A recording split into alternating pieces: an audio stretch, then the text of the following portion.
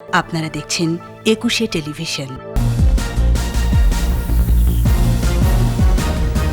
শহর থেকে গ্রাম, দেশের প্রায় শতভাগ মানুষ বিদ্যুৎ সুবিধার আওতায়। উচ্চ হারে বাড়ছে হৃদরোগ, হাসপাতালে রোগীর চাপ, সচেতনতার আহ্বান চিকিৎসকের।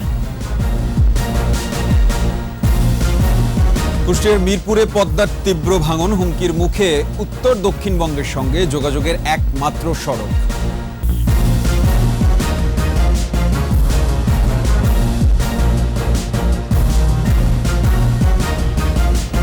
শুনছিলেন ফার্স্ট সিকিউরিটি ইসলামী ব্যাংক লিমিটেড সংবাদ শিরোনাম। আমন্ত্রণ সকাল 9টার 21 সংবাদে। আপনাদের সাথে আছি আমি সাব্বির আহমেদ।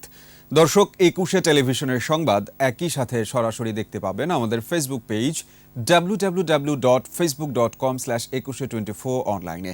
এছাড়া সংবাদে আরও থাকছে: কক্সবাজারে দেশের প্রথম ফিশ ওয়ার্ল্ড, 100 প্রজাতির সামুদ্রিক মাছ সহ রয়েছে বিলুপ্তপ্রায় কচ্ছপ হাঙর।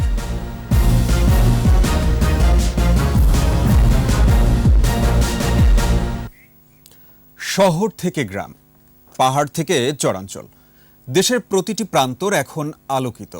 বিদ্যুৎ পৌঁছে গেছে ঘরে ঘরে। দেশের প্রায় শতভাগ মানুষ এখন বিদ্যুৎ সুবিধার আওতায়। বিদ্যুৎ সংকটে এখন আর বন্ধ হয় না কলকারখানার চাকা। লোডশেডিং এখন কেবলই ইতিহাস। এই সাফল্য এসেছে গত এক যুগে, প্রধানমন্ত্রী শেখ হাসিনার নেতৃত্বে। তৌহিদুর রহমানের রিপোর্ট।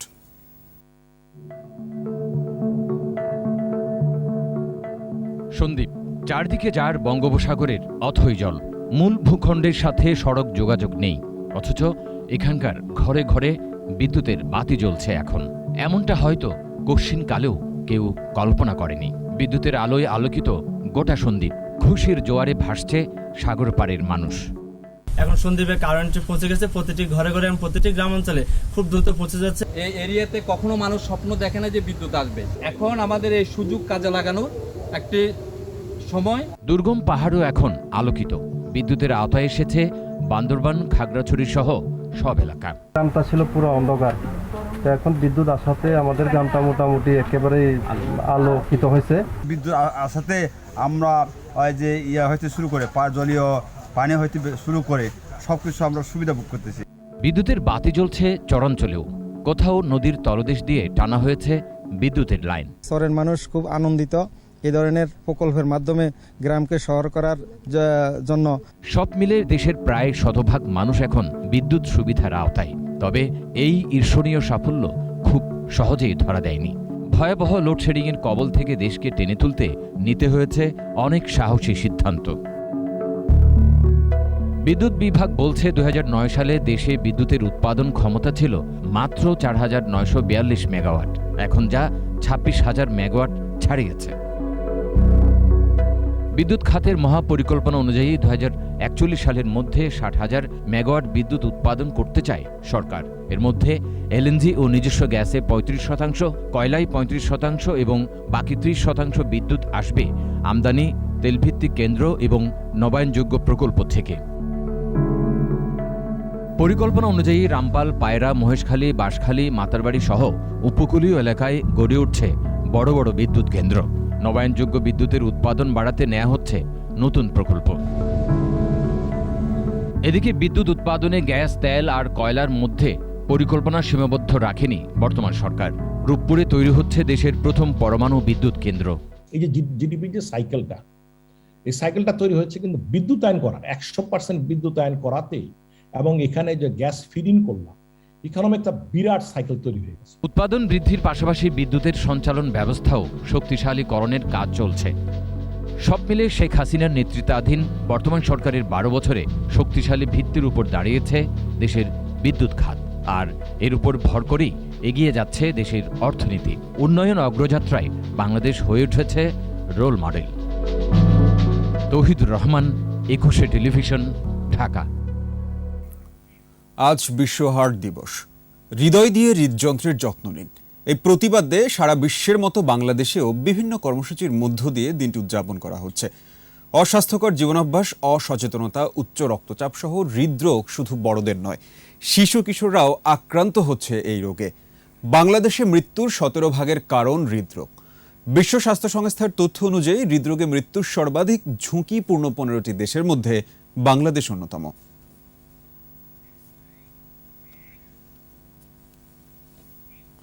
সময়ের প্রয়োজনে বেড়েছে জীবনের জটিলতা।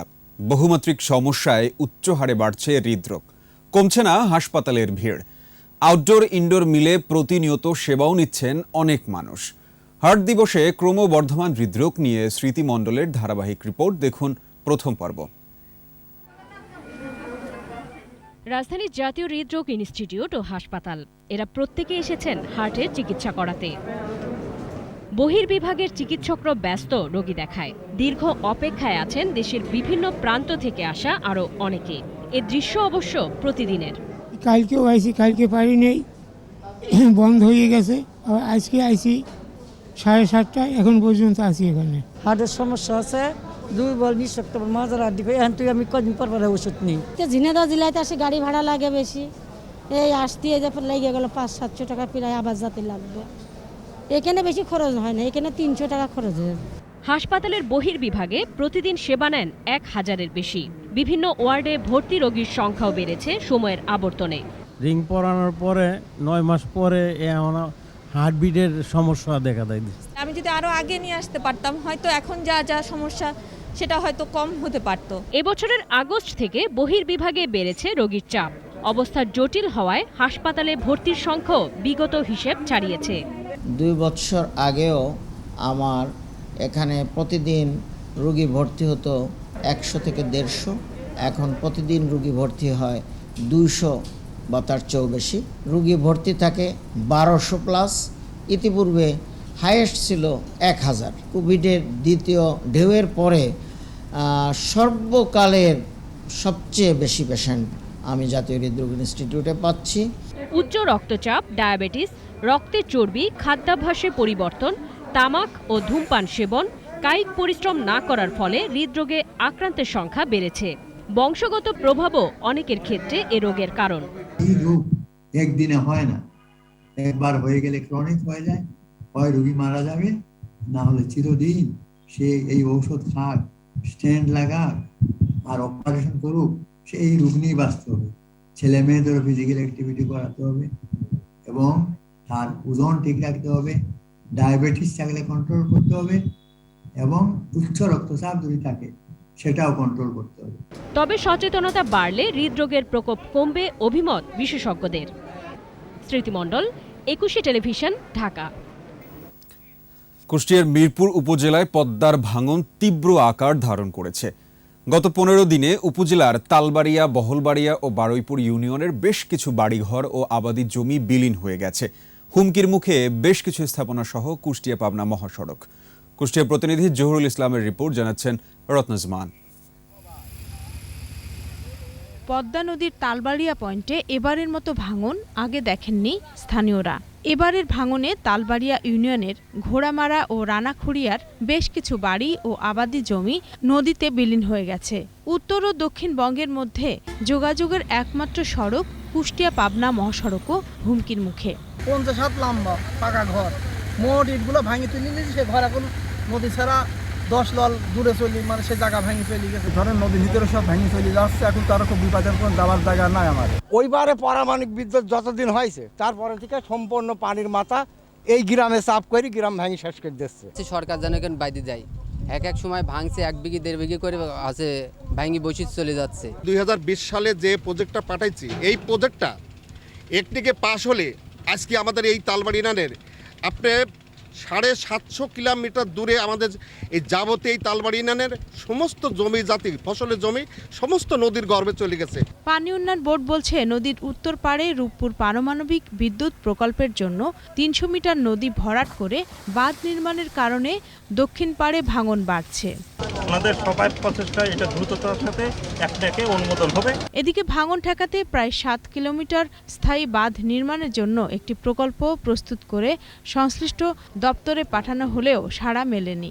স্থায়ী বাঁধ নির্মাণ এবং ড্রেজিং সহ যাতে পানির অববাহিকা ঠিক থাকে এবং স্থায়ী বাঁধটা হয়, সেই বাঁধ সহ আমরা দিয়েছিলাম। সেই প্রজেক্টটা আজ অবধি পর্যন্ত আলোর মুখ দেখে নাই। গত 15 বছরে তালবাড়িয়া ও বহলবাড়িয়া ইউনিয়নের 6টি গ্রামের প্রায় 6 থেকে 7,000 ঘরবাড়ি নদীগর্ভে বিলীন হয়ে গেছে। রত্না জামান, একুশে টেলিভিশন। দর্শক, সংবাদে নিচ্ছি বিরতি। যখন ফিরছি তখন অন্যান্য খবরের সঙ্গে আরো যা থাকছে। সামনেই দুর্গাপূজা, ব্যস্ত সময় পার করছেন প্রতিমা শিল্পীরা। স্বাস্থ্যবিধি মেনে পূজা উদযাপনের প্রস্তুতি। আমন্ত্রণ আবারও সকাল 9টার 21 সংবাদে। কদিন পরেই শারদীয় দুর্গাপূজা। উৎসবকে সামনে রেখে সারা দেশে ব্যস্ত সময় পার করছেন প্রতিমা শিল্পীরা। পূজার মূল পর্ব শুরু হবে 11ই অক্টোবর মহাষষ্ঠীর মাধ্যমে। শুভ বিজয়া দশমী 15ই অক্টোবর। সারা দেশে স্বাস্থ্যবিধি মেনে উৎসবমুখর পরিবেশে পূজা উদযাপনের প্রস্তুতি নেওয়া হয়েছে। 21 প্রতিনিধিদের সহায়তায় রত্না জামানের রিপোর্ট। শরতানে শারদীয় উৎসব, বাতাসে পুজোর গন্ধ। অসুরকে নিধন করে শুভ শক্তি প্রতিষ্ঠার লক্ষ্যে প্রতি বছর পালিত হয় শারদীয় দুর্গোৎসব। ঢাকের বাদ্য আর উলুধ্বনির মধ্য দিয়ে শুরু হবে উৎসবের আনুষ্ঠানিকতা। উৎসবকে ঘিরে মণ্ডপে মণ্ডপে এখন চলছে প্রতিমা তৈরির কাজ। বরগুনা জেলায় এবার 152টি মন্দিরে প্রতিমা তৈরি হচ্ছে। প্রায় শেষ পর্যায়ে মণ্ডপে সাজসজ্জার কাজ। বরগুনা ধর্মীয় ভাব গম্ভীর্যতার মধ্য দিয়ে আমরা পূজা উদযাপন করতে পারব। দুর্গোৎসবের জন্য প্রশাসনের পক্ষ থেকে নেওয়া হয়েছে পর্যাপ্ত নিরাপত্তা ব্যবস্থা।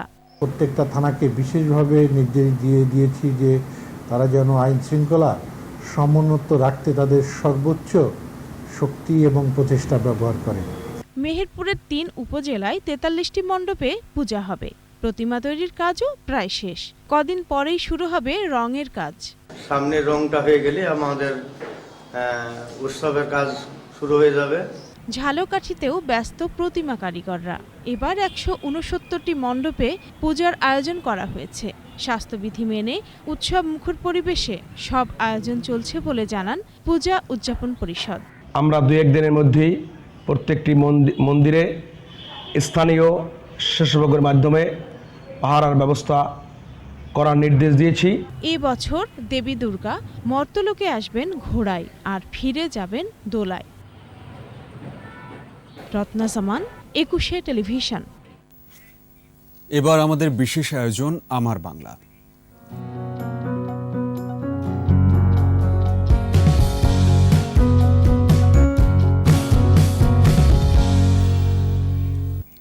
আবারও সরব দেশের প্রথম অ্যাকুয়ারিয়াম রেডিয়েন্ট ফিশ ওয়ার্ল্ড। বঙ্গোপসাগরের 100 প্রজাতির সামুদ্রিক মাছ সহ অচেনা ও বিলুপ্তপ্রায় অনেক প্রাণী রয়েছে এখানে। সাগরের জীববৈচিত্র্য ও প্রাণী সম্পর্কে জানার শিক্ষাকেন্দ্র মনে করছেন দর্শনার্থীরা। কক্সবাজার প্রতিনিধি আব্দুল আজিজের রিপোর্ট, জানাচ্ছেন রত্না জামান।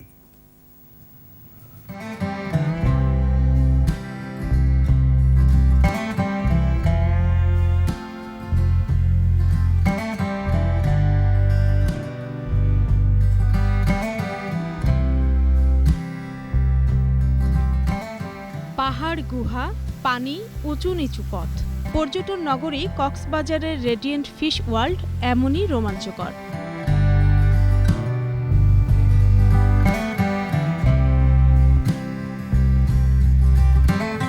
ভেতরে প্রবেশ করলে দেখা মিলবে সামুদ্রিক কীটপতঙ্গ সহ কচ্ছপ, হাঙর, কাঁকড়া, জেলিফিশ সহ সামুদ্রিক মাছ।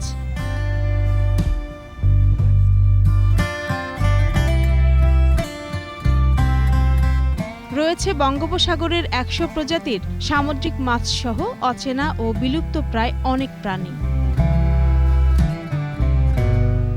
মাছের মধ্যে অনেক ভ্যারাইটি আছে, যেগুলো আসলে সচরাচর দেখা হয় না, নাম জানি না, এরকম অনেক প্রজাতি আছে। আর ভিতরে সাজসজ্জাটা আসলে খুব আকর্ষণীয়। হাঁটুর নিচ থেকে উপর পর্যন্ত গ্লাস দিয়ে ভরা ছিল, যেখানে হাঙ্গর ছিল, পুরোটা মাছের মতো। ওই জায়গাটা সব থেকে বেশি আকর্ষণীয় মনে হয়েছে। 2017 সালে কক্সবাজার পর্যটন শিল্পে নতুন মাত্রা যোগ করে দেশের প্রথম অ্যাকুয়ারিয়াম রেডিয়েন্ট ফিশ ওয়ার্ল্ড। করোনার পরে এই যে পর্যটক খুলে দিয়েছেন, পর্যটকরা আসতেছেন, তো এই লোকসান কাভার করার চেষ্টা করতেছি, হিমশিম খাচ্ছি, তারপরও চেষ্টা করে যাচ্ছি আর কি। শুধু বিনোদন নয়, এটি সাগরের জীববৈচিত্র্য ও প্রাণী সম্পর্কে জানার একটি শিক্ষা কেন্দ্র বলে মনে করছেন দর্শনার্থীরা।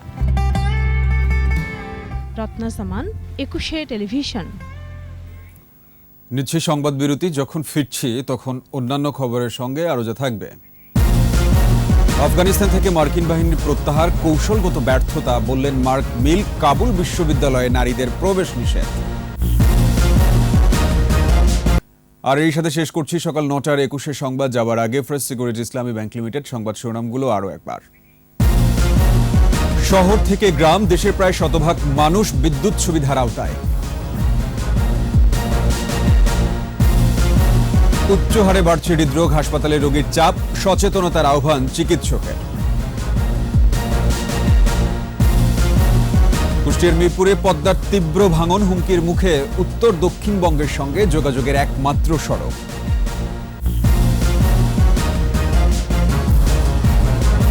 দর্শক, সর্বশেষ খবর জানতে ডায়াল করুন 2021 নম্বরে, আর ভিজিট করুন 21-tv.com ওয়েবসাইটে। এছাড়া ফেসবুকে ভিজিট করতে পারেন facebook.com/2124 অনলাইনে।